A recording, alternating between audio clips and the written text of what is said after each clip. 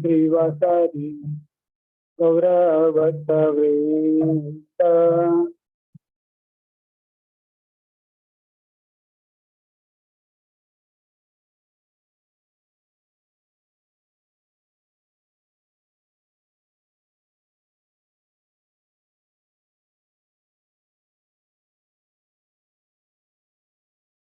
ना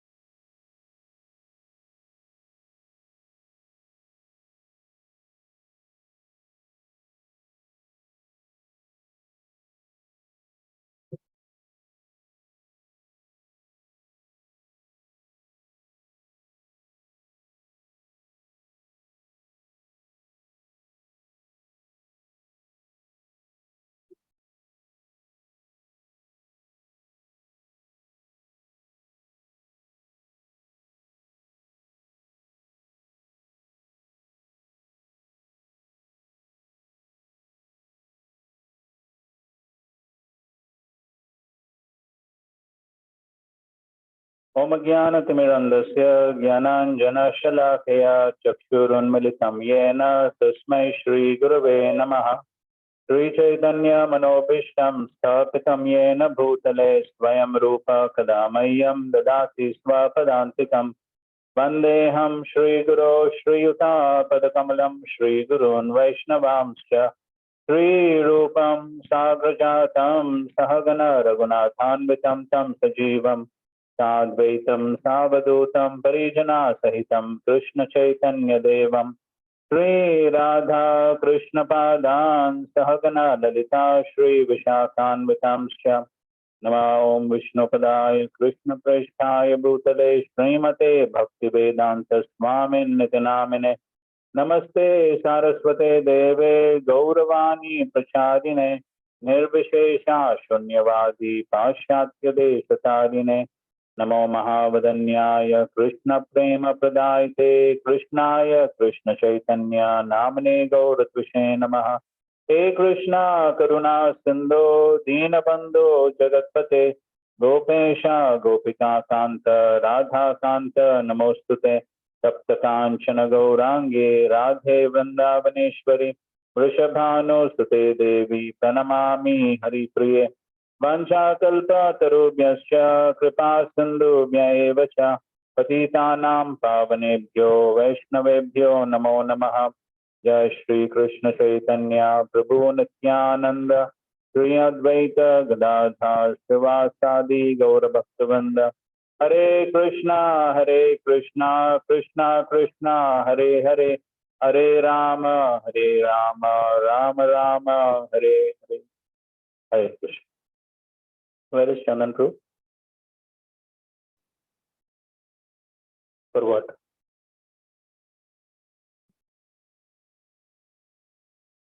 What happened?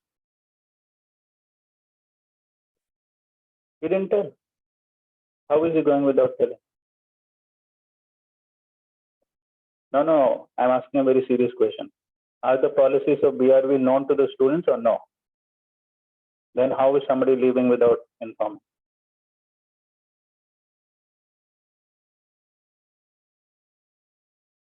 No, it's not a question of telling now. They're supposed to be aware before. Huh? No, it's not one just walks in any time and walks out any time. Classroom means there has to be discipline.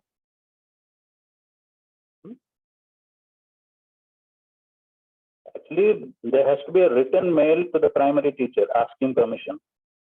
Then only one can go. Not any time. You didn't see the policies that we made? Now that is just one, anytime one wants, one will be online, offline, anytime. No, this is not the way. If somebody is serious, he can be here. There's no need. We want serious people to be here. All right, no? We're studying such an important subject matter, and the person is just coming in and going out anytime. So you please tell him, you should send a written mail to the primary teacher, putting me in CC. Okay, no? Only when permission is granted, then he can go. All right. No? I hope everyone is clear.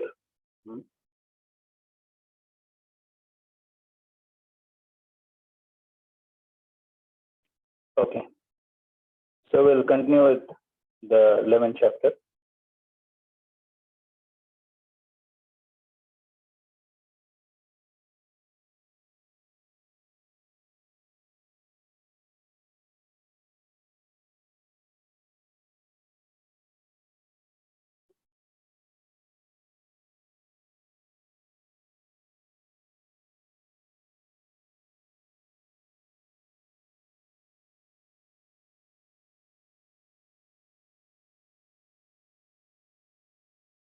Okay. So now we have been discussing how the Krishna first shows the universal form, then the four-handed Narayan form, then the two-armed form. Okay. Now, after showing the two-handed form, now Krishna begins to speak. Text 52. Shri Bhagavan Uvacha Sudodarsham idam rupam drishtavan asiyan mama devapyasya rupasya nityam darshana kankshanaha. The Supreme Personality of Godhead said, my dear Arjuna, this form of mine you are now seeing is very difficult to behold. Even the demigods are ever seeking the opportunity to see this form, which is so dear. Is it the first paragraph of the first? In the 40th verse of this chapter, Lord Krishna concludes revealing his universal form and informs Arjuna that this form is not possible to be seen by so many pious activities, sacrifices, etc. Now here the word Sududarsham is used, indicating that Krishna's two-handed form is still more confidential. One may be able to see the universal form of Krishna by adding a little change of devotional service to various activities like penances, Vedic study, and philosophical speculation. It may be possible, but without a change of bhakti, one cannot see that has already been explained. Still, beyond that universal form, the form of Krishna with two hands is still more difficult to see, even for demigods like Brahma and Lord Shiva. They desire to see him, and we have evidence in Srimad Bhagavatam that when he was supposed to be in the womb of his mother Devaki, all the demigods from the heaven came to see the marvel of Krishna, and they offered nice prayers to the Lord. Although he was not at that time visible to them, they waited to see him. A foolish person may deride him, thinking him an ordinary person, and may offer respect not to him but to the impersonal something within him. But these are all nonsensical postures. Krishna, in his two-armed form, is actually desired to be seen by the demigods like Brahma and Shiva. Okay, fine. So here, after showing the two-handed form, the Lord is saying, Sudurdarsham idam rupam. This form is Sudurdarsham, extremely rare to see. And even the Devas, Devapyasya Rupasya Nityam Darshana Kankshina, even they are eagerly waiting, Darshana Kankshina, they're eagerly waiting to see this two-handed form. So rare it is. So as Srila Prabhupada is explaining that, and as we have studied, even the universal form is very rare. So Krishna has explained that even to see the universal form, bhakti is required. Simply by study of the Vedas, tapasya, and all these other processes, it is not possible. Unless there is some bhakti, it is not possible even to see the universal form. Then what to speak of the two-handed form? So it is something which is very confidential. Krishna's two-handed form is still more confidential.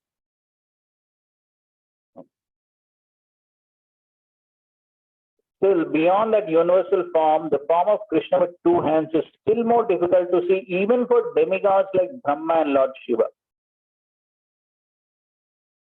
And so we see that at the beginning of the 10th canto, Mother Earth, she is in great distress. Why?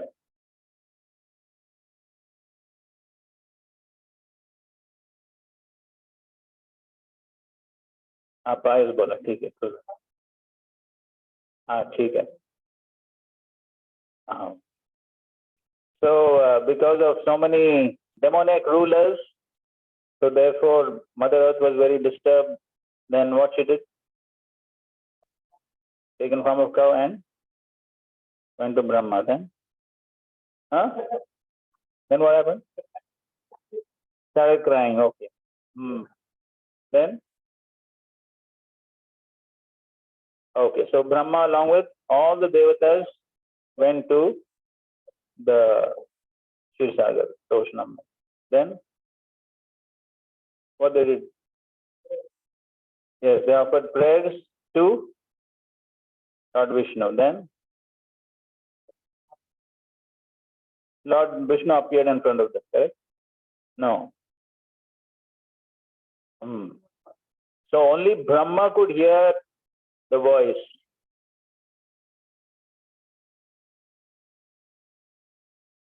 And then Brahma relayed that message. So no darshan. Even Brahma could not get darshan of even Vishnu. Even Vishnu's darshan they could not get. And then what to speak of two-handed Krishna. Therefore, when Krishna is about to appear, so all the devatas gather in the jail cell. Because they know that now two-handed form is going to come. They're so eager to see. There are other instances also. We can read in the 8th canto where just before the Samudra Manthan Leela, when the devatas are in distress because they lose all their property. So that time also they pray. And there also Lord Vishnu appears in front of them. But then the effulgence is so bright that nobody can see. It's as good as not seeing on. So in this way, even Lord Vishnu, the Devatas are not able to see. Even Brahma and Shiva are not able to see. That is how Sudur Darshan, so confidential. So therefore, Nitya Darshana Kamshinaha, even the Devatas are hankering to have this darshan of two-handed form. And we hear that pastime of Lord Shiva. So when Krishna as a small child was performing his pastimes in Nand Bhavan, then Lord Shiva, he was very eager to have the darshan. So that pastime will be narrated by Shiv Ramanand Prabhu. Mike, they don't. You should know all the pastimes of Lord Shiva. जो class में वो हाँ ठीक है, जो भी सुना है. तो इनिशियली वो जब भी आए थे गोपी का वेश लेके, नहीं ओरिजिनल वेश, हाँ ओरिजिनल वेश में, तो दर्शन करने के लिए, लेकिन यशोदा जी ने सोचा कि ये बहुत डरावने वगैरह है, तो डर जाएगा हमारा. बिच्छू नहीं, बिच्छू सांप है. अच्छा बिच्छू भी है उसका. बिच्छू और सांप. अच्छा अच्छा, डर जाएगा बच्चा हमारा. इसके लिए उन्होंने कहा नहीं आप नहीं कर सकते, जाओ कुछ पैसा ले लो दान ले. फिर वो चले गए. लेकिन वो गांव बाहर नहीं गए ब्रज से, लेकिन कुछ दूर पे लिविंग एरिया से थोड़ा दूर आउट एरिया में कहीं पर है. तो फिर वो कृष्णा बहुत रोने लगे, बहुत सब कुछ दिया जो करते थे, सब किया, कुछ किया. और अगल बगल भी ये लोग गोपी वगैरह सबने बहुत कुछ किया, लेकिन वो बहुत रो रहे थे. तो उनको फिर याद आया कि उसकी नजर तो नहीं लग गई.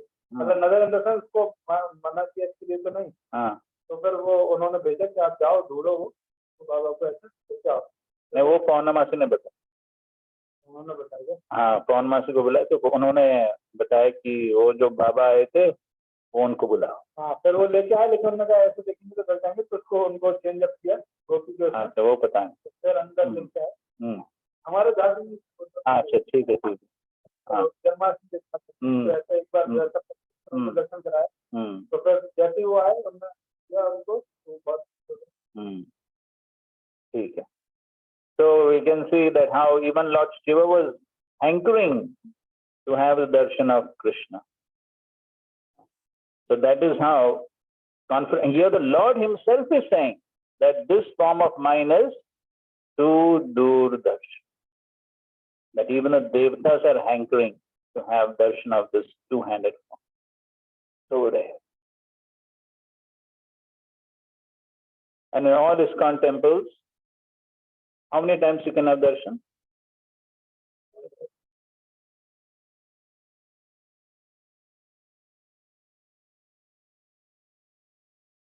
So what Krishna is saying here is wrong. Here he's saying Sudu darshan, and here he's giving darshan so many hours a day. Acha, so we are better than demigods.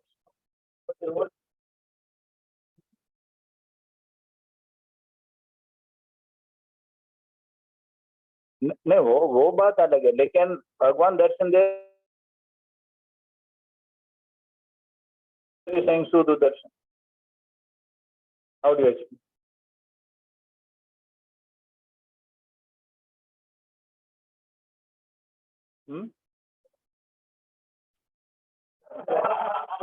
कौन इनर सर्कल में आ गया?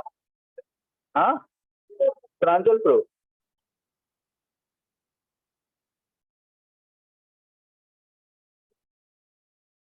अच्छा, हाँ, okay. Any other understanding?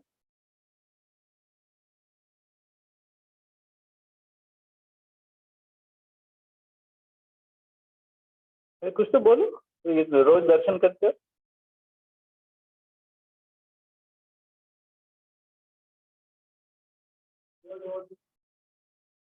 हाँ,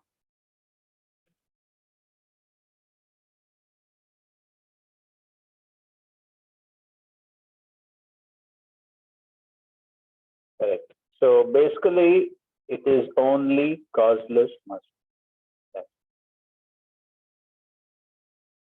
Otherwise, there is no possibility.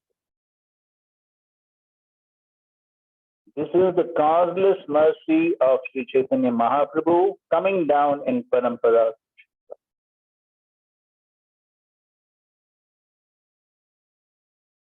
Shyam Sundar Prabhu and of course also Surabhi Prabhu. Surabhi Prabhu, he was an architect by profession, and in 1970, so he had come all the way from Amsterdam to India to study Krishna temples, and of course other temples also, but he wanted to see Krishna temples and study their architecture. He came for that. And whole Bombay he was searching, where is Krishna temple? He could not find. Whole of Bombay. He could not find a single Krishna temple. Then some people said, oh, these Hare Krishna devotees, they stay here in this building, Akash Ganga. And that's how he came in touch with Shyam Sundar Prabhu and then Srila Prabhupada. Another story. And then Shyam Sundar Prabhu also says that. So when they came first to India, they could hardly find any Krishna.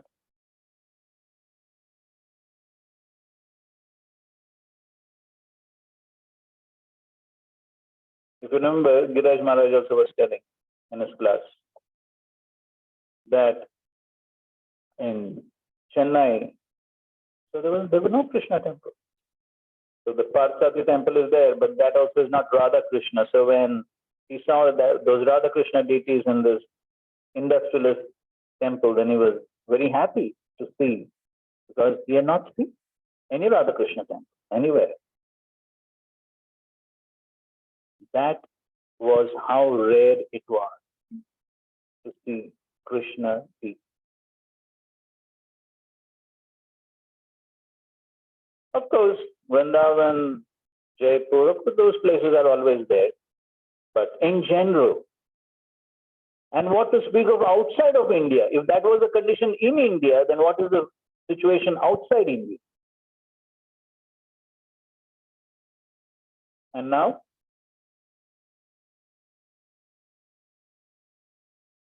so many temples. How much time one can have darshan? The Lord is waiting. We are not so eager.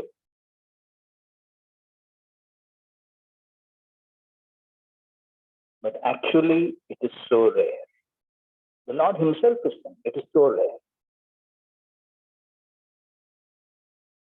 It is only by the causeless mercy of Sri Chaitanya Mahaprabhu and Srila Prabhupada. And now we think, ठीक है, कभी भी दर्शन दे.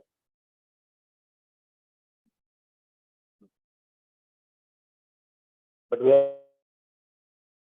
we are receiving. What we are receiving, even the Devatas cannot get. Therefore, in the 5th canto, you can read. The Devatas are actually praying to take birth in this Bharat Varsha, in this age of Kali Yuga. Devatas are praying. And what is our good fortune that we already have got birth? Just think about it.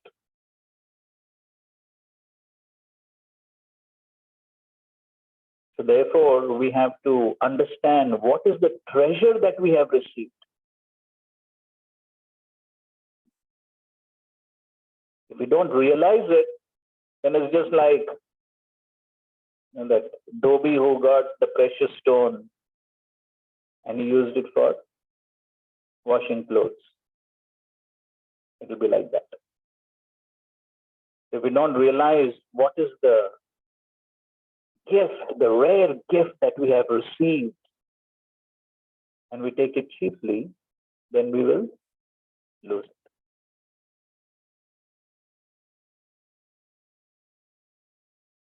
And we can see, even now, in most South Indian temples, getting darshan is not so easy. You have to wait in long lines. And then after the long lines and all the austerity, how much time you get darshan? Yes, rightly said, one moment. Yes, that is also in the time.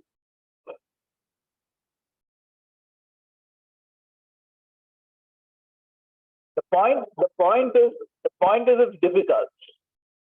Correct? Even that darshan is so rare, so difficult. And here in ISKCON temple, focus lights.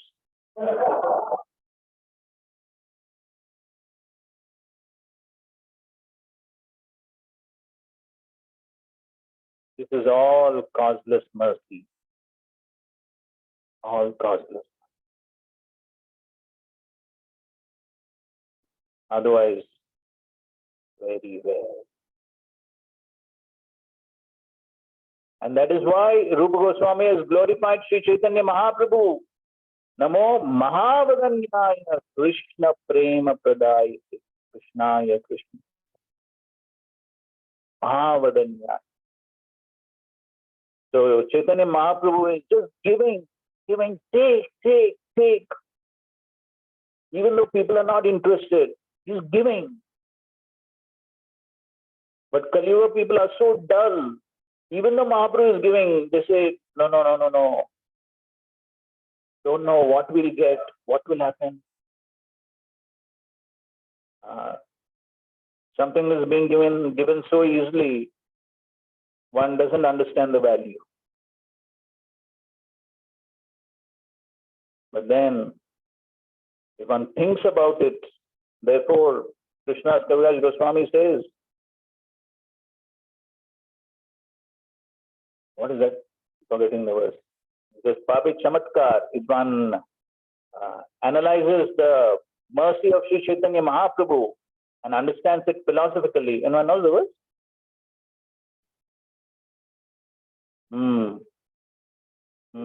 Yes. If one tries to philosophically understand what is this mercy of Chaitanya Mahaprabhu, therefore we read how when Yamaraj heard about Jagai and Madhai's deliverance, he fainted. Could not believe. What is the extent of this mercy? Unbelievable. So, we have to treasure what we have. So rare. Even the Devatas cannot get. That is what we are getting. This is what Sri Chaitanya Mahaprabhu and Srila Prabhupada is. Not so easy what we are getting. Throughout the world, even in places like China, they're getting darshan.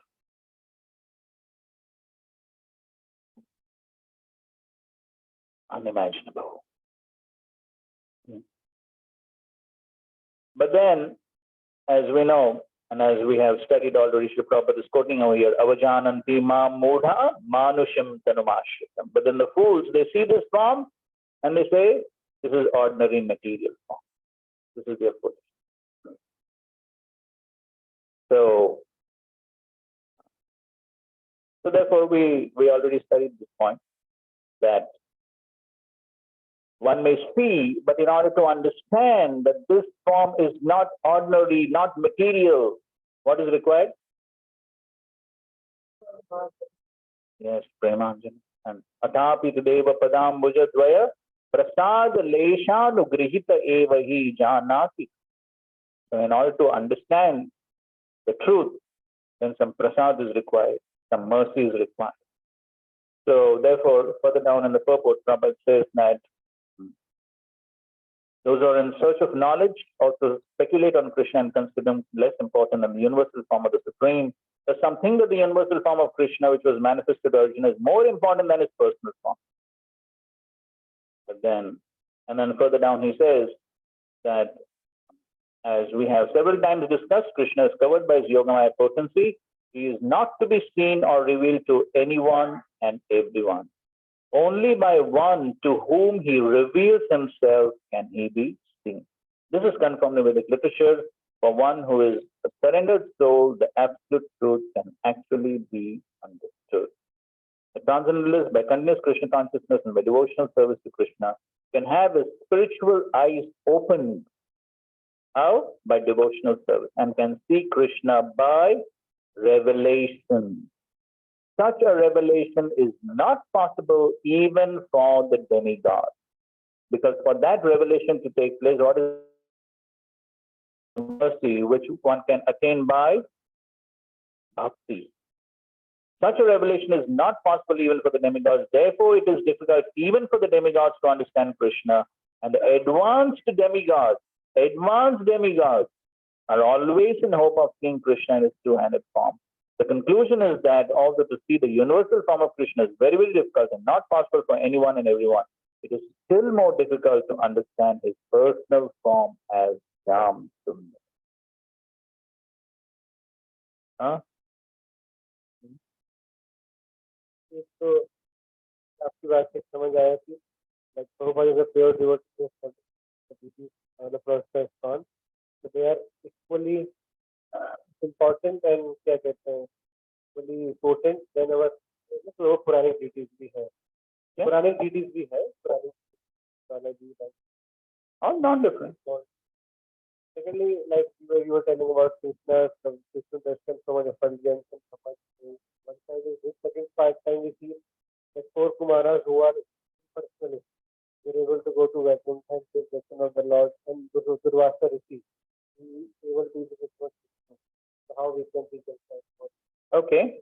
So as far as the four Kumaras are concerned, Srila Prabhupada explains in those purports there that two things. One thing is they were Brahmavadis, they were totally pure, purified of all material contamination. So that's one point, they were totally pure. And they followed the instruction of Brahmaji. who was a pure devotee. So because they followed his instruction, therefore, and because they were pure, therefore they could at least go through 6th gate. But 7th gate, not allowed. Therefore, they were not given entry. Lord Narayan came out. He came out. And the main reason why, because of his servant, Jai Vijay.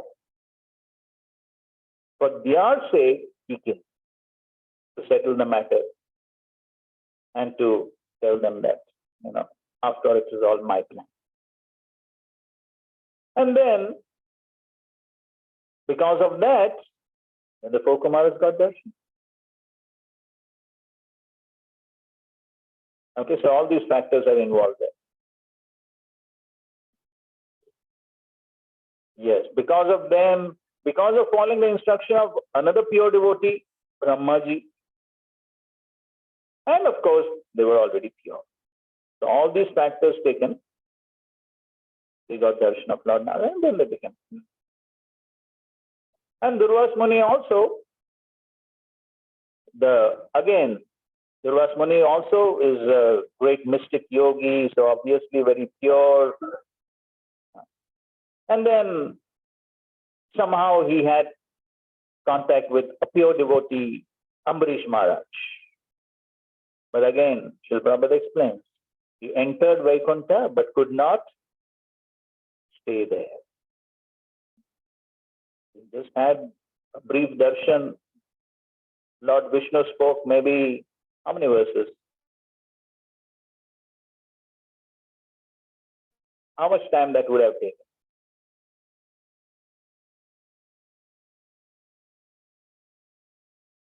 So 2-3 minutes maybe. That's all. And then the Sudarshan, even there, the Sudarshan was still chasing him. And so he had that brief interaction and then he had to flee from there. He was not allowed. Okay. Hmm.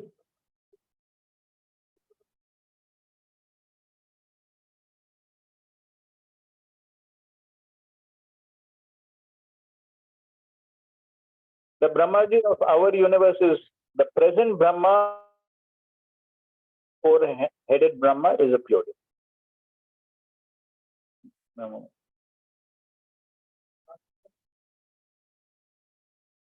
And of course, Lord Shiva's position is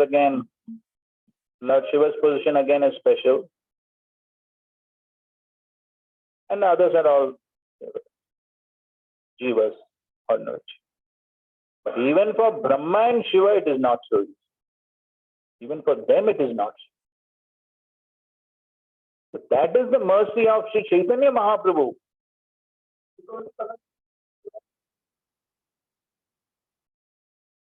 So all Brahmas are also not pure devotees. Only the present Brahma is pure devotee. That we understand from the Acharyas. Till Prabhupada has told us. That's how we know. But even for to have darshan of Shyam Sundar, even for them it is there. For pure devotee jivas. So if we are getting darshan, then that's only causeless mercy. And Brahmaji, when he went to Vrindavan, what happened? He saw Krishna, but what happened? He got bewildered. He could not understand Krishna, he could not understand Vrindavan, he could not understand anything. It was only when the bewilderment went away by Krishna's grace, then he could understand. Then he prayed to simply become some insignificant dust.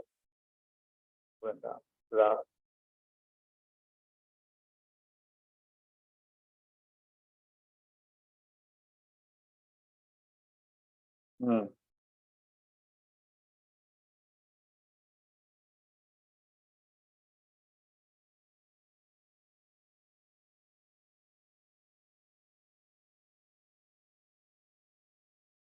So the power of the illusory energy is always there. And so even great devatas like Indra, Brahma can also be bewildered. And of course, Krishna had his own plans, his Leela Shakti acting. Otherwise, how Govardhan Leela would have taken place. So many things are accomplished in one path. Okay, fine. 53.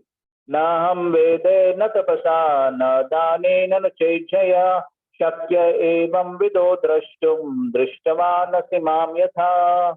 The form you're seeing with your transcendental eyes cannot be understood simply by studying the Vedas, nor by undergoing serious penances, nor by charity, nor by worship. It is not by these means that one can see me as I am. Okay. So as Prabhupada writes, Krishna first appeared before his parents Devaki and Vasudha in four-handed form, then he transformed himself in two-handed form. This mystery is very difficult to understand for those who are atheists or who are devoid of devotional service. For scholars who have simply studied Vedic literature by way of grammatical knowledge or mere academic qualifications, Krishna is not one. Nor is he to be understood by persons who officially go to the temple to offer worship. They make their visit, but they cannot understand Krishna as he is. Krishna can be understood only through the path of devotion. Okay, so simply officially performing devotional service without some love, bhakti, then it's not possible to understand. Otherwise, it will remain mystery. So then how the mystery can be solved, how one can actually understand? Bhaktya tvananyaya shakya aham evam vidorchana yatam drashtam cha tatvena praveshtam cha parantapa. My dear Arjuna, only by undivided devotional service can I be understood as I am standing before you and can thus be seen directly. Only in this way can you enter into the mysteries of my understanding. Okay. Of course, there is no exact word mystery in the verse, but the word is tatvena. Yatum drashtum cha tatvena. So in tattva one can understand only by ananya bhakti, bhaktyatva ananya shakya. So we have discussed the word ananya many times. So somebody can read the first two paragraphs.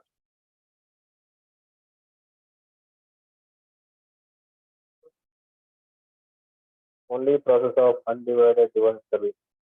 He explicitly explains this in this verse so that unauthorized commentators who try to understand Bhagavad Gita by the speculative process will know that they are simply wasting their time. No one can understand Krishna or how he came from the parents in 400 form and at once changed himself into 200 form. These things are very difficult to understand by study of Vedas or by philosophical speculation. Therefore, it is clearly stated here that no one can see him or enter into understanding of these matters. Those who, however, are very experienced students of Vedic literature can learn about him from the Vedic literature in so many ways. There are so many rules and regulations, and if at all wants to understand Krishna, he must follow the regulative principles described in the authoritative literature. One can perform penance in accordance with those principles.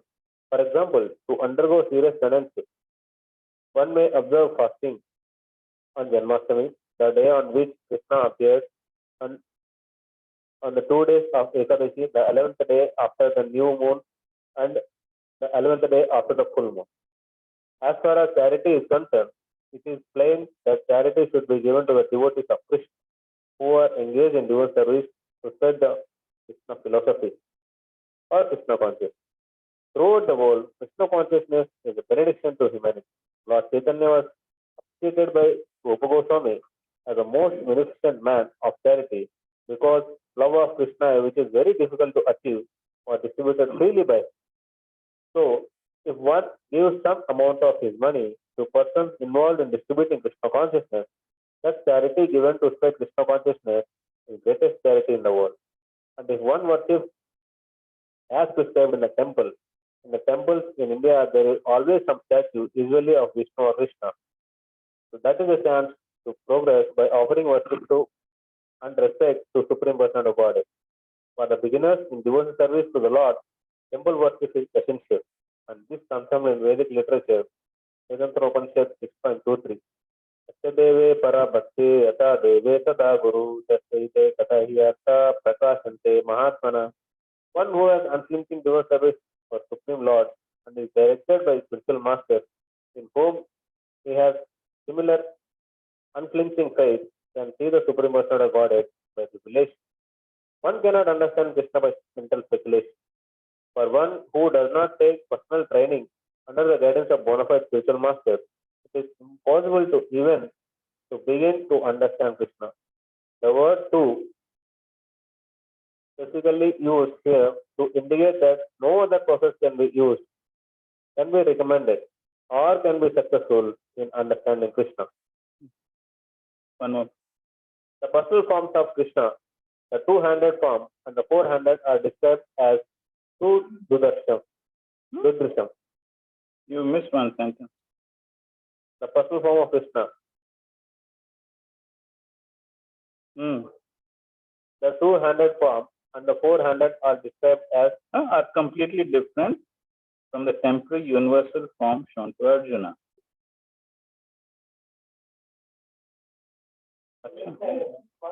Oh, I see. Okay. Okay, go ahead. two Dudrisham. Very difficult to see. They are completely different from the temporary universal form shown to Arjuna. The four-handed form of Narayana and two-handed form of Krishna are eternal and transcendental, whereas universal form exhibited to Arjuna is temporary. The word Svat Anyenana Dishta Purvam, text 47, says that before Arjuna no one had seen that universal form. Also, they suggest that amongst the devotees there was no necessity of showing it. That form was exhibited by Krishna at the request of Arjuna, so that in future, when one represents himself as an incarnation of God, people can ask to see his universal form. Okay, fine. Okay, so the only way to see this Shyam Sundar form, to understand the Shyam Sundar form in truth, is by Ananya Bhakti, devotional service. We have already discussed. What is meant by Ananya Bhakti? Okay, Ahitukya, Pratyata, no motivations, no contamination of any other process like karma, jnana, all that. And one needs to follow the scriptures, follow the rules and regulations of the scriptures and the spiritual master. So therefore, Prabhupada quotes this verse, Yasya deve pana bhakti, yatha deve tadagro, tasyati katidayatha prakashante matman. Only one who has unflinching devotion for the Supreme Lord and is directed by the spiritual master, in whom he has similar unflinching faith, can see the Supreme Personality by revelation. Okay, so having that faith in both Guru and Krishna is very important. So therefore, he says, for one who does not take personal training under the guidance of a bona fide spiritual master, it is impossible to even begin to understand. Right? So therefore, that training and following the instructions is extremely important. Following the process is extremely important, so that one becomes purified, and then only with purified mind and senses one can actually begin to understand Krishna. Okay, and then we all why Krishna shows universal form, then Narayan form, then two-handed form.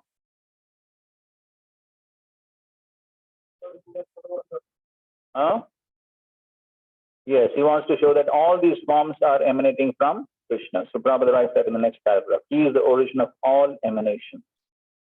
And then he is giving various Shastric references to show that he is the source of everything, is the source of all the avatars.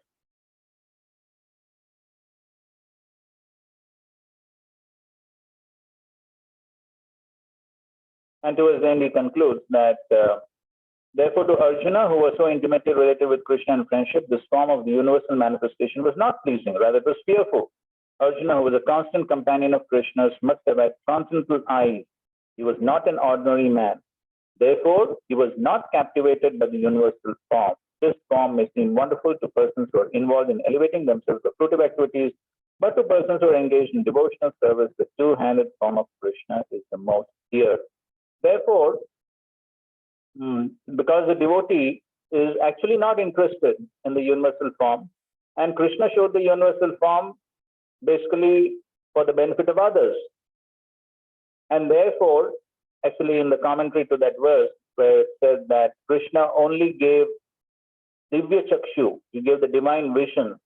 So there is also mentioned that Krishna only changed Arjuna's eyes, but not his mind. Why? Because Krishna did not want Arjuna to become attached to the universal form. He only changed his eyes so that he can see it. And then, of course, he became fearful. But he didn't want him to become attached to the universal form. Therefore, he didn't change his mind. He only changed his eyes. Okay. So then, how to perform devotional service? Last verse. Matkar makren mat paramo mad bhakta sangha varjitaha nirvaira sarva bhuteshu yasa mameti pandava. My dear Arjuna, he who engages in my pure devotional service, free from the contaminations of fruitive equities and mental speculation, he who works for me, who makes me the supreme goal of his life, and who is friendly to every living being, he certainly comes to me. So there are 5 points he says here, how to perform devotional service. Prabhupada writes here that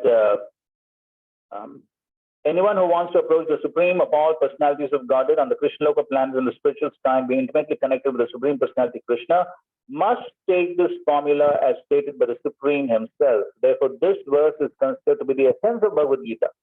So this is a very important verse where Krishna is speaking about 5 points of how to practice devotional service. The first one is Mat Karma Krin, Mat Karma. So Prabhupada explains each one of them. So the first one he explains, no work should be done by any man except in relationship to Krishna. This is called Krishna Karma. One may be engaged in various activities, but one should not be attached to the result of his work. The result should be done only for him.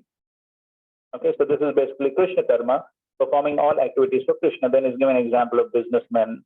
He's earning so much money, but then he can use it for Krishna. Construct a nice temple for Krishna, and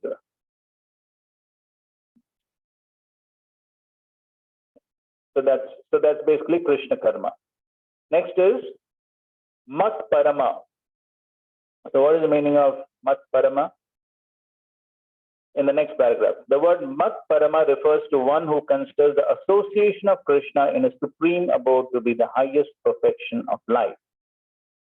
So the devotee only wants to go to Golok Vrindavan, association of Krishna in his supreme abode, that's Golok Vrindavan. That's called Mat Parama.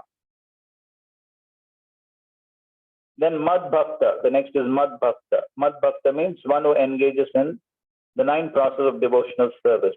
That is Mad Bhakta. That's the third thing. Fourth one is Sangha Varjitaha. One should disassociate himself from persons who are against Krishna. So that is Sangha Varjita. And the last one is Nirvaira. The last paragraph. A devotee of Krishna is friendly to everyone. Therefore, it is said here that he has no enemy. Nirvaira.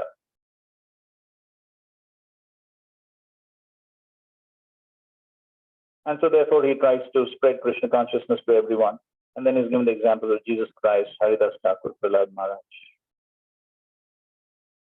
So these are the 5 items by which one can practice devotional service. Now read the last paragraph. Prabhupada is summarizing the chapter. In summary, universal form of Krishna, which is a temporary manifestation, and the form of time, which devours everything, and even the form of Vishnu, 400, have all been exhibited by Krishna. Thus, Krishna is the origin of all these manifestations. It's not that Krishna is a manifestation of the original Vishwarupa or Vishnu. Krishna is the origin of all the forms. There are hundreds and thousands of Vishnus, but for a devotee, no form of Krishna is important, but the original form of 200 Shyamasundara. In Dhamma Samhita, it is stated that those who are attached to the Shyamasundara form of Krishna in love and devotion can see him always within the heart and cannot see anything else. One should understand, therefore, that the purport of this 11th chapter is that the form of Krishna is essential and supreme. Thus then, the Bhaktivedanta purport to 11th chapter of Srimad Bhagavad Gita in the matter of the universal form. Okay. Any question?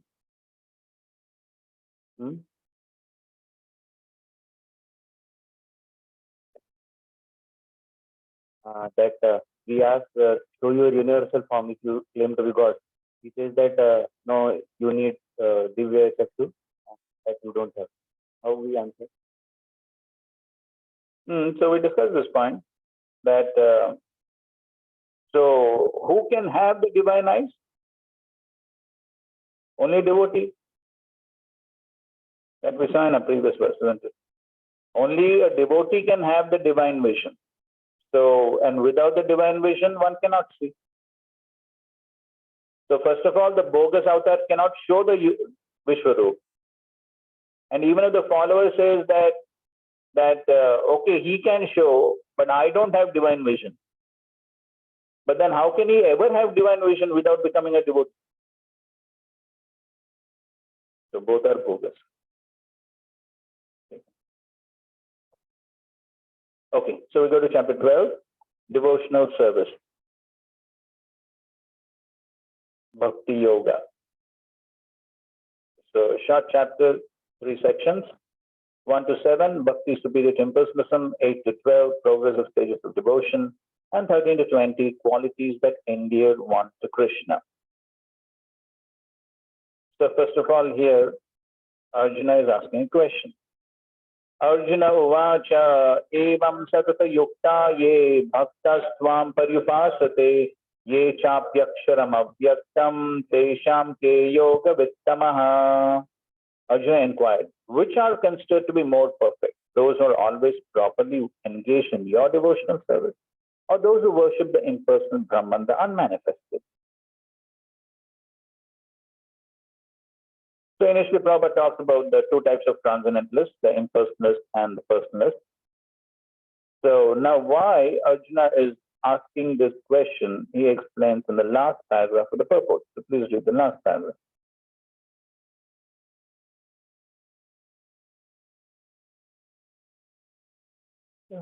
And so, actually, there are 2 classes of transcendentalists.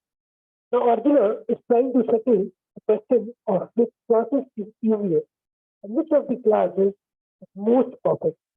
In other words, he is clarifying his own position because he is attached to the personal form of Krishna. He is not attached to the impersonal Brahman. He wants to know whether his position is secure. Impersonal manifestation, either in this material world or in the spiritual world of the Supreme Lord, is a problem for meditation. Actually, one cannot perfectly conceive of the impersonal feature of the Absolute Truth. Therefore, Arjuna wants to say, what is the use of such a waste of time? Arjuna continues in the 11th chapter that to be attached to the personal service of Krishna is best because he could first understand all other forms at the same time, and there was no disturbance to his love to Krishna. This important question asked by Krishna by Arjuna will clarify the distinction between the impersonal and personal perception of the Absolute. So Arjuna is asking this question for his own clarification because he is attached to the personal form. And so therefore he is wondering, am I on the right path or no? So therefore he is clarifying.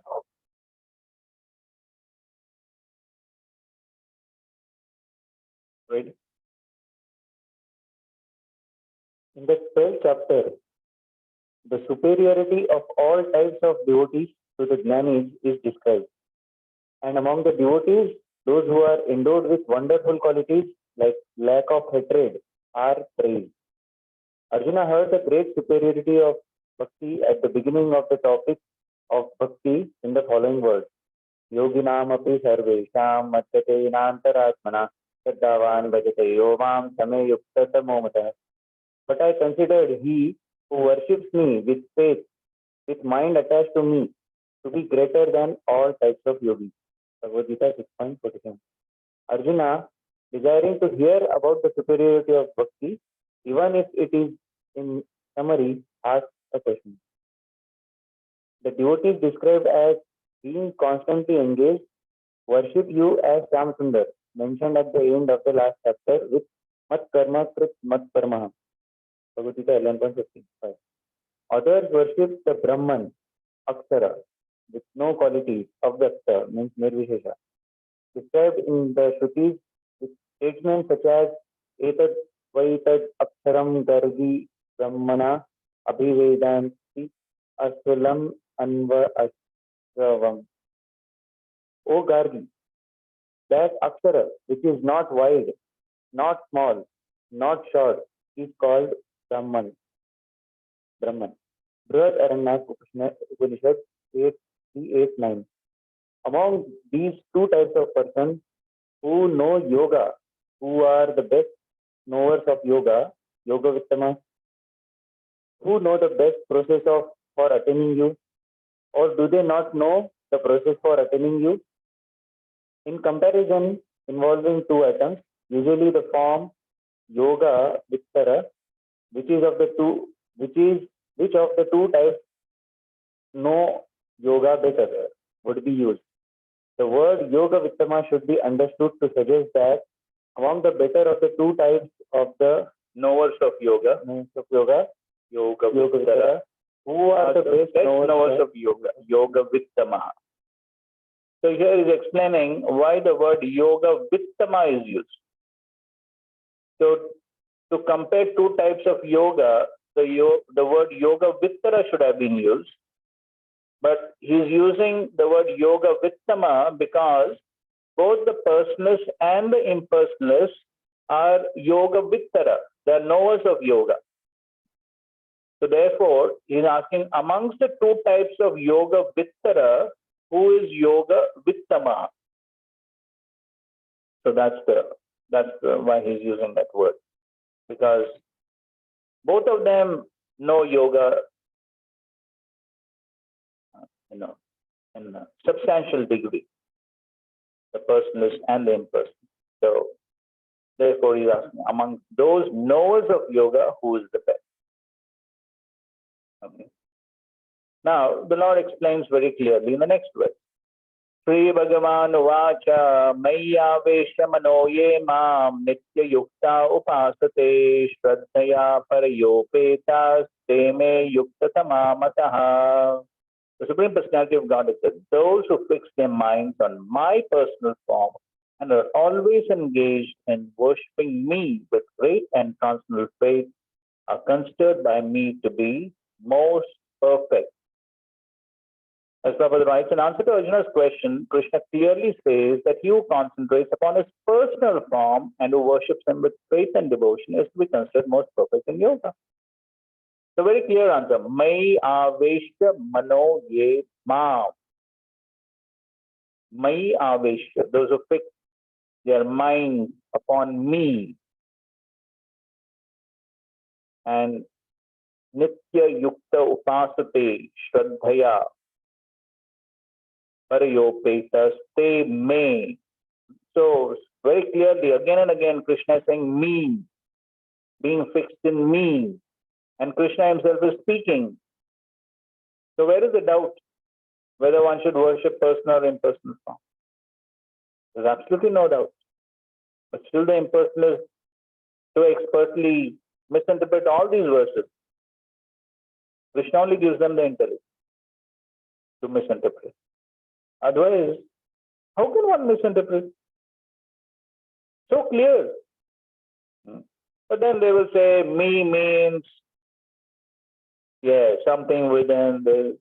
So then Krishna gives them expert intelligence to misinterpret even though it is so clear. And then Prabhupada is describing about the pure devotees, the personalists. They're engaged 24 hours. He does not let a single moment pass without devoting his activity. Krishna, such action is then full samadhi. Okay, now the next two verses, first of all, he is describing about the impersonal Brahman and the process to achieve the impersonal Brahman. Ye tvaksharam anirdeshyam avyaktam paryupasate sarvatragam achintyam cha kutastam achalam dhruvam kanniyam yendriya gramam sarvatra samabuddhayah te prapnuvanti mam eva sarvabhuta hite rataha. But those who fully worship the unmanifested, that which lies beyond the perception of the senses, the all-pervading, inconceivable, unchanging, fixed and immobile, the impersonal conception of the absolute truth, by controlling the various senses and being equally disposed to everyone, such persons engaged in the welfare of all at last achieve me. The third verse is describing the qualities of the impersonal Brahman. Aksharam. Aksharam means beyond the perception of the sense. Anirdeshyam. It's not definite.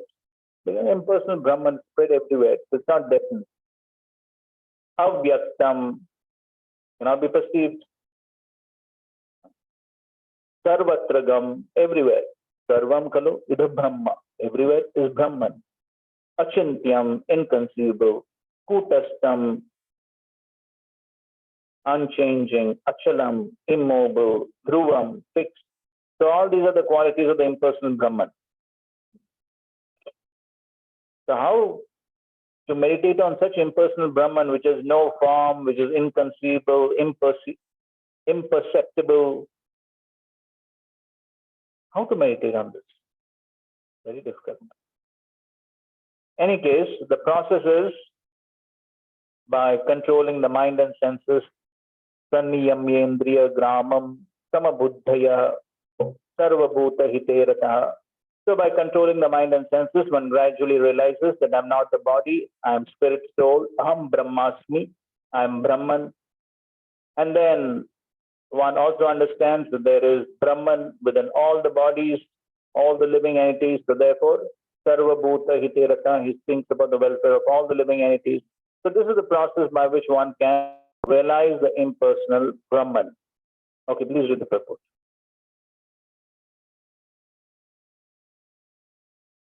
Those who do not directly worship the Supreme Godhead, Krishna, but who attempt to achieve the same goal by an indirect process, also ultimately achieve the same goal in Krishna. Okay, so this process is the process of Jnana Yoga.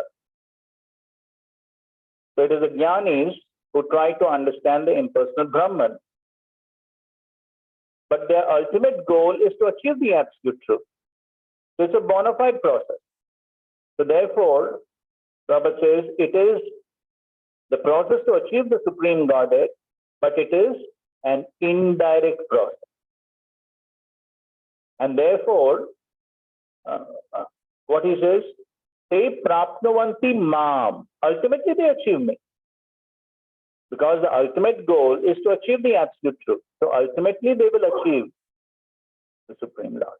But it is an indirect process. And because it is an indirect process, it takes a very long time. Continue. Ultimately, they will achieve Supreme Lord, that will be personal Brahman. Yeah. And that Krishna explains in the later chapters how it happens. No, they're not Mayavadis. Yes, they're Jnanis. It's a bona fide process. They don't offend the Supreme Lord. Therefore, after many births, after many births, the man of Vedas seeks refuge in me. Knowing that Vasudeva is all, okay, so this Bhavanam Janmanamante Jnanavan Mam Prapati refers to these Jnanis. And that time somebody had asked this question, isn't it? Which Jnanis does it refer to? Now in the 7th chapter, Krishna spoke about Jnanis, who are very dear to him. But who are those Jnanis? Those Jnanis, they are already purified. They're already purified, like Shukadeva Goswami and the 4 Kumaras. But then, this verse, after that, the 19th verse, Bhavanam Janmanam Ante, as Prabhupada is explaining here, it refers to the ordinary Jnanis. When will they come to an understanding of Vasudeva Sarvamiti? That will take many births. As far as those Jnanis are concerned, they will very soon achieve pure bhakti because they are already purified. But the ordinary Jnanis, to go through the yoga ladder, step-by-step process and get purified, then for them to come to the understanding of Vasudeva Sarvamiti, that takes many births. Okay. When a person comes to the full knowledge after many births, he surrenders unto Lord Krishna. If one approaches the Godhead by the method mentioned in this verse, he has to control the senses, render service to everyone, and engage in the welfare of all beings. It is inferred that one has to approach Lord Krishna, otherwise there is no perfect realization. Often there is much penance involved before one fully surrenders unto him.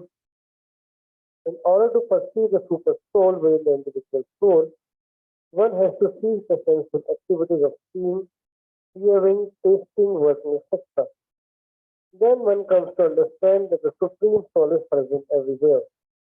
Realizing this, one envies no living entity. He sees no difference between man and animal because he sees soul only, not the outer covering. But for the common man, this method of impersonal realization is very difficult. Okay, so this is the path of impersonalization, the path of Jnana Yoga.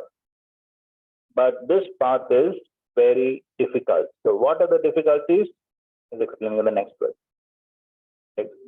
क्लेशो अधिकतरस्तेषाम् अव्यक्ता सक्तचेतसाम् अव्यक्ता हि गतिर्दुःखम् देहवद्भिरवाप्यते. For those whose minds are attached to the unmanifested, impersonal feature of the Supreme, advancement is very troublesome. To make progress in that discipline is always difficult for those who are embodied. Now, Prabhupada gives quite a lengthy commentary explaining what are the difficulties on this path of Jnana Yoga. Okay, so we will read, and so you can note down all the difficulties that are there on the path. Okay, read. A group of who follows the path of inconceivable, unmanifested, impersonal feature of the Supreme Lord are called Jnana Yogis. And the persons who are in full Krishna consciousness engaged in devotional service to the Lord are called Bhakti Yogis. Now, the difference between Jnana Yoga and Bhakti Yoga is definitely the process of Jnana Yoga, although ultimately bringing one to the same goal, is very troublesome. Whereas the path of Bhakti Yoga, the process of being in direct service to the Supreme Personality of Godhead, is easier and is natural for the embodied soul. The individual soul is embodied since time immemorial. It is very difficult for him to simply theoretically understand that he is not a body. Therefore, the Bhakti Yogi accepts the deity of Krishna as worshipable because there is some bodily conception fixed in the mind which can thus be applied.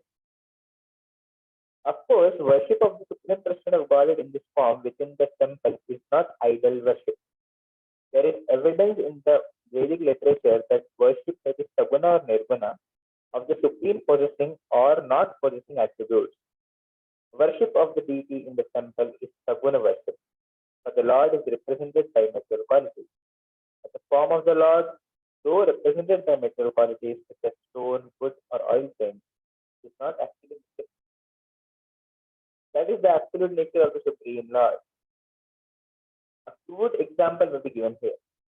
We will find some mail boxes on the street, and if we post our letters to those boxes, they will naturally go to their destination without difficulty. But any old box or an imitation which we may find somewhere, but which is not authorized by the post office, will not do the work. Similarly, God has an authorized representation in the form, which is called Artha Vigraha. This Artha Vigraha is an incarnation of the Supreme Lord. God will accept service through that form. The Lord is omnipotent, all-powerful.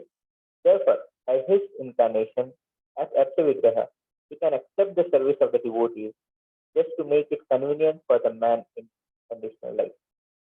So for a devotee, there is no difficulty in approaching the Supreme immediately and directly. But for those who are following the impersonal way to spiritual life and the path is difficult.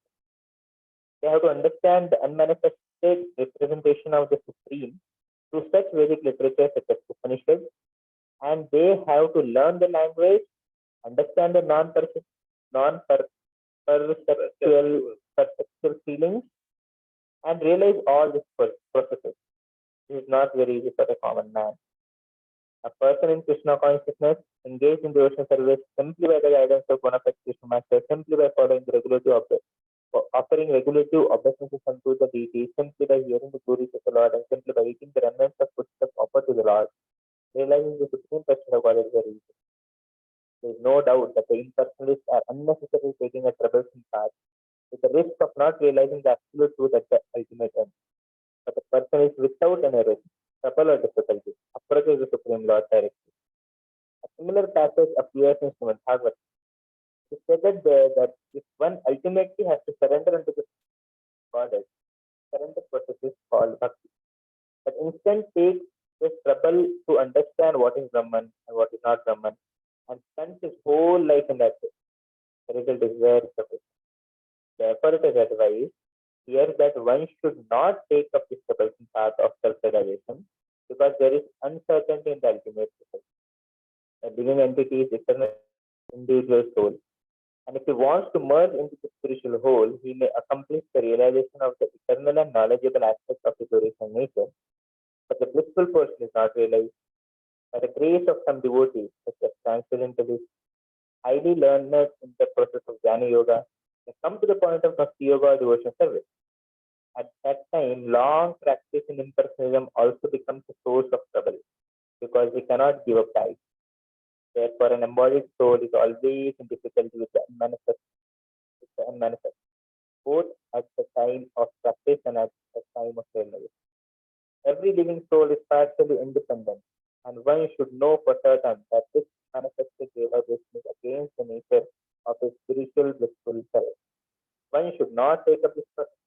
For every individual living entity, the process of Krishna consciousness entails full engagement in devotional service. One wants to ignore this devotional service, there is a danger of turning to atheism.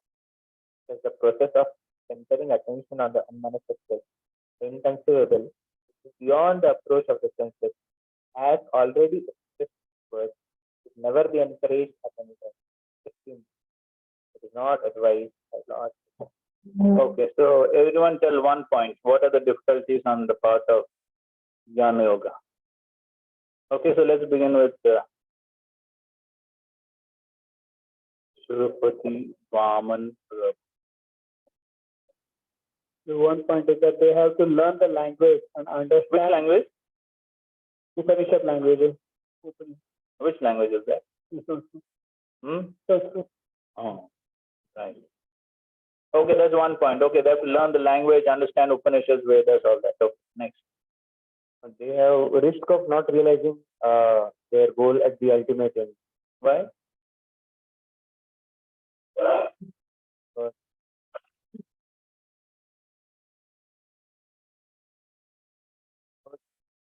When they may come to, if they come across devotee to turn into Bhakti Yoga, they have to actually give up their earlier process. Correct. But to give up at that time. Yes, they remain attached to the impersonal path. Okay, good. Next. Devotee can easily approach the Archivigara form of the Lord. Mm. And goal of things. They don't have that kind of faith. Correct. So, yes, so the personal feature of the Lord is missing, so they can't render any service. बहुत points है, बहुत points है। लिख लो आप भूल जाए, लिख लो। Blissful portion is not realized for them. What's not realized? Blissful portion. Blissful portion. So what is realized? The Sat and to some degree Chit features are realized, but not the Ananda feature. Okay, let's continue that point. So if the Ananda feature is not realized, what will happen? So it will be troublesome. And he has to understand that unprecedented feeling, non-perceptual feeling. What is that? That I did not understand. So that's what. So everything is difficult to understand. So yeah, so there's no reciprocation. There's no reciprocation like the DT. There's reciprocation. There are feelings and all that. So therefore, it's all imperceptual. One cannot perceive. दे दो उनको तरस रहे. हाँ बोलो बोलो. इसमें क्या है ना, because there is some bodily conception fixed in the mind which can thus be applied. Body conception, तो हाँ हाँ हाँ. बाकी और उनके लिए कल बॉडी conception हाँ देखें तो क्योंकि हाँ already body concept है. हाँ हाँ. So the main, okay, we'll discuss that point.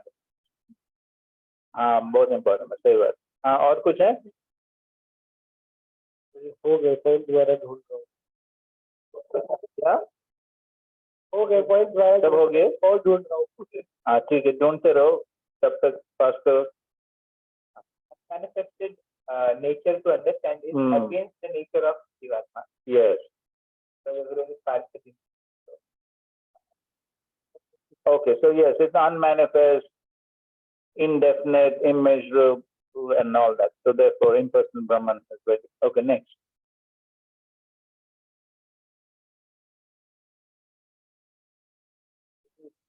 That he has to spend the whole life in understanding what is Brahman. Yes, Analytic. correct. Neti process. This is Brahman. This is not Brahman. Good. Next. But it is mentioned here that the process of entering attention to unmanifested is inconsequential because it is beyond scientific. So we will focus. We will going towards atheism. We are not taking the evidences. Yes, that's also an important point, and that is the impersonalists then have a tendency to go towards atheism. Okay, we'll discuss that. और कुछ बचा हुआ है? ठीक है, कोई बात नहीं. हाँ है कुछ? ठीक है, कोई बात. हाँ. At the time of practice as well as at the time of realization, there is a troublesome because they need association of devotees for coming into peaceful path. And even if they are convinced, but because of long-term practice of impersonalism, they can tend towards. Yes, they're attached to that. Those conceptions are difficult to remove. और कुछ है? Okay, fine.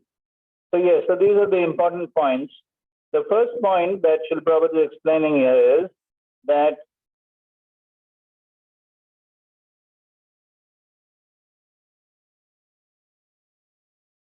the individual soul is embodied since time immemorial. It is very difficult for him to simply theoretically understand that he is not the body. So therefore, as the verse says, Dehavadbir, for those who are embodied.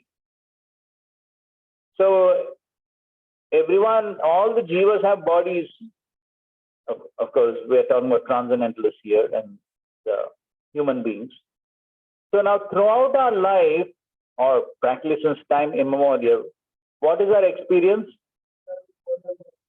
We have experience of seeing bodies. That means form.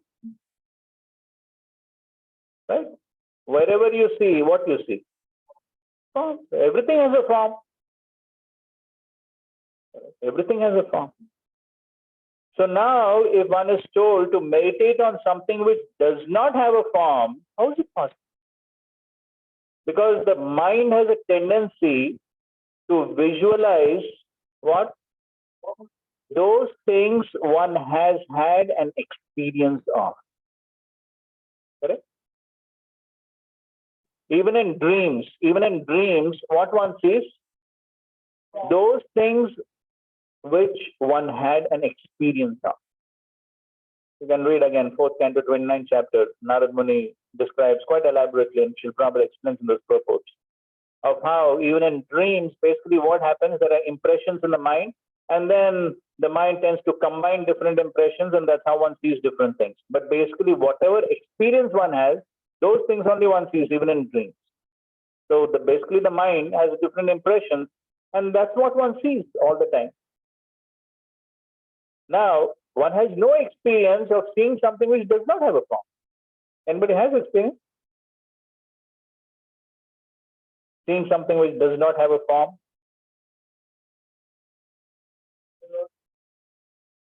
So sunlight, there's no form?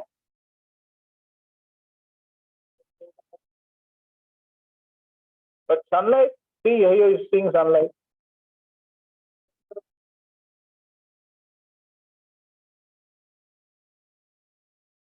You're seeing sunlight.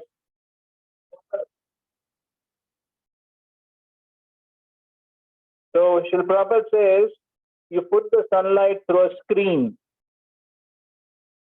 and then you will see small particles even within sunlight. Huh? You see? So everything has a form. There's nothing which we can see which does not have a form. Huh?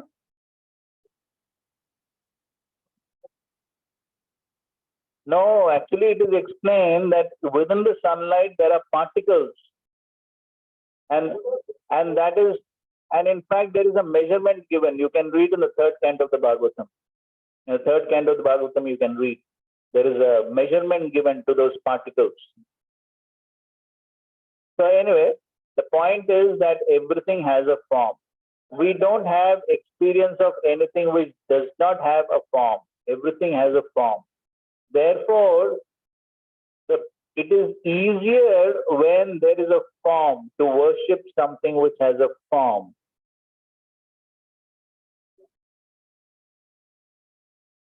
So therefore, that's the reason why Prabhupada is explaining that therefore Bhakti Yoga accepts the deity of Krishna as worshipable because there is some bodily conception fixed in the mind which can thus be applied.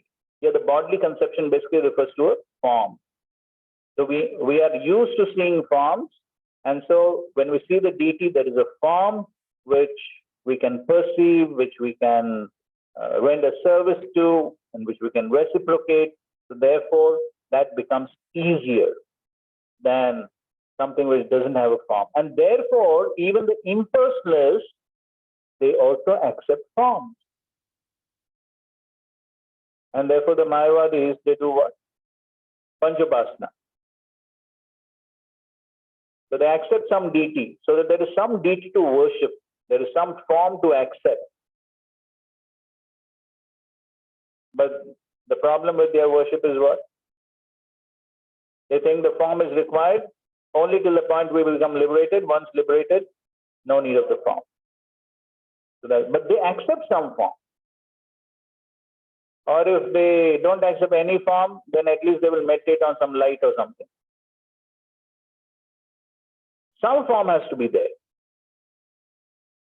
So therefore, you may have heard that past time, some devotee, he told Srila Prabhupada, whenever I chant, I see some light. So Srila Prabhupada said, you keep chanting, the light will go away.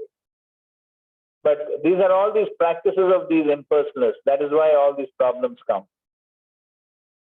So therefore, Prabhupada is saying, what is tangible and which can be easily worshipped is the deity form. And then he's given the example of the mailboxes for the authorized deity form. Okay, so this Archa Vigraha is incarnation of the Supreme Lord. God will accept service through that form. Okay. Now, the other difficulties as mentioned are, so one has to study the Upanishads and the Vedas. For that, one has to study the language. So, as somebody the other day was telling in Bhagavatam class also, first of all, to learn Sanskrit, it takes 12 years, and then one has to then study the scriptures and then understand. So, very long process. And especially in Kali Yuga, very difficult. And so therefore Prabhupada says this is not very easy for a common man. Now you see, after that, Prabhupada, just to show the difference, you see how many times he uses the word simply. A person in Krishna consciousness engaged devotional service simply by the guidance of the bona fide spiritual master, simply by offering regular obeisance, simply by hearing the glories, or simply by eating the remnant, realizes the Supreme Personality of Godhead very easily. So he keeps repeating this word simply just to show the difference between how difficult the impersonal path is in comparison to the path of bhakti. And so, here just so simple. As we already studied, Susukam Kartum Avyayam. Simply sit in the class, after the class, take prasad, then sleep, then get up again, then again sit for the class, then again prasad.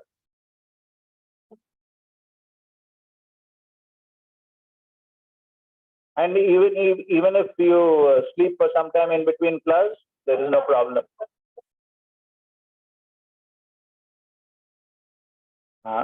So, but on the other hand, you see that man there.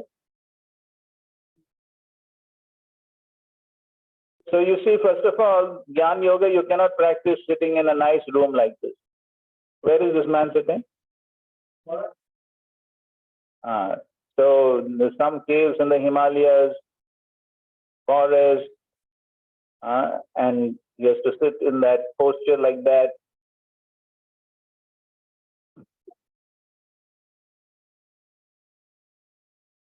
What will people with backache do?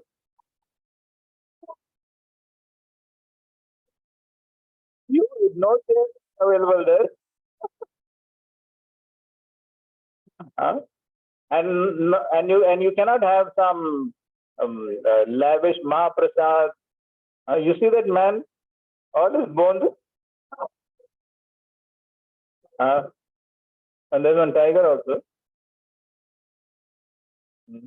But in the jungles, you'll find tigers and leopards and bhalu. So he has to eat some kandamur in the forest, and let's see how emaciated he is. So that is the way. You can't find jnanis in the cities. You'll find them only in the Himalayas, and they may come once in 12 years for Kumbh Mela. That's all. That is the path of Jnana Yoga. How many will be able to do that? Even with so much Mahaprasad, still people leave.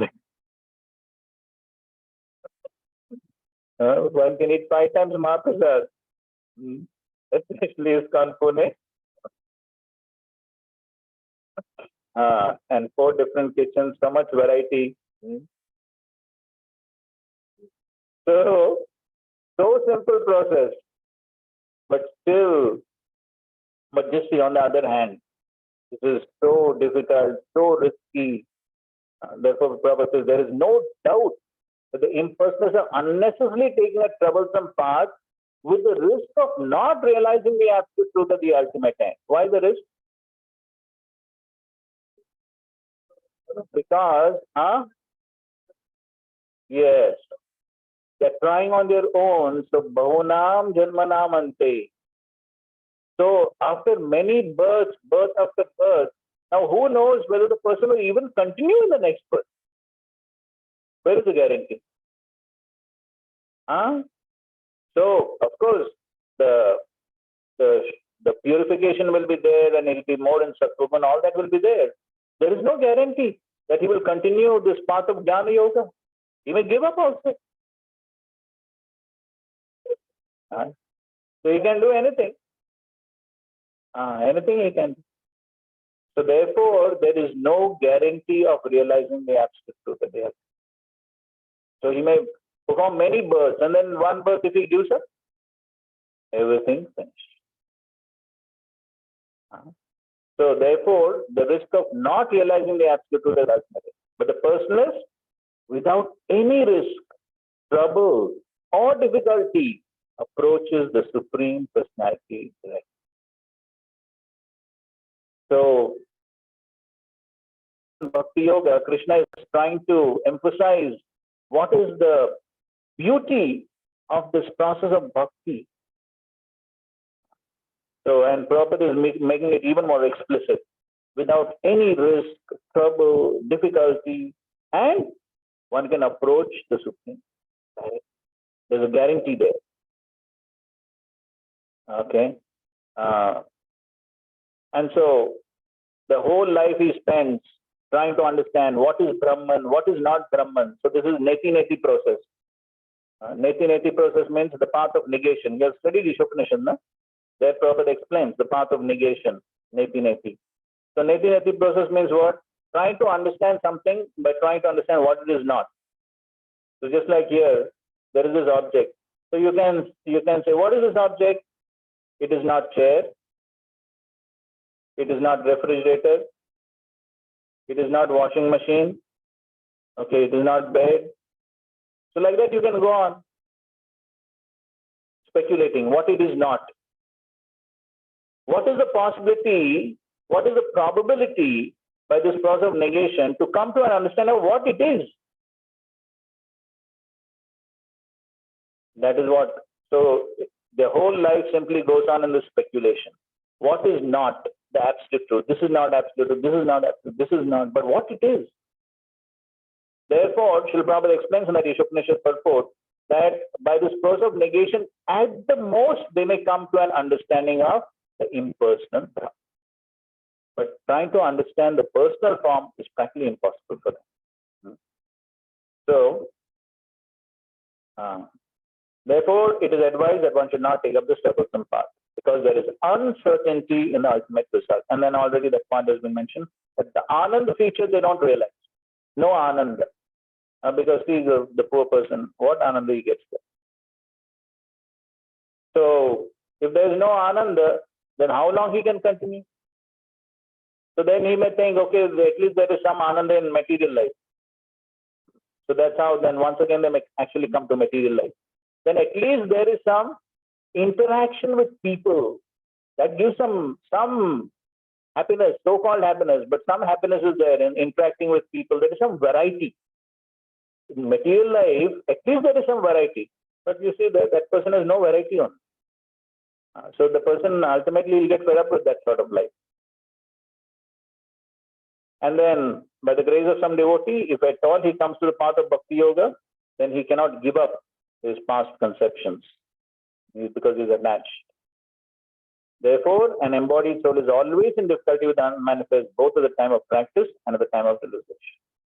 So therefore, Prabhupada says, one should not take up this process.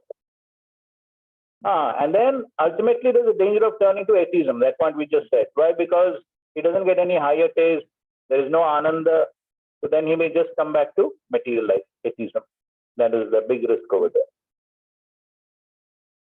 So therefore, Prabhupada concludes by saying, thus the process of centering attention on the unmanifested, the inconceivable, which is beyond the approach of the senses, as already expressed in the verse, should never be encouraged at any time, especially in this age. This age, so it is important. It is not advised by Lord. Srila Prabhupada ki jai, Srimad Bhagavad Gita ki jai, Samed Gaur Bhaktivinoda ki jai. Hare Krishna, Krishna Krishna, Hare Hare, Hare Rama, Rama Rama. Chant and be happy. Hare Krishna.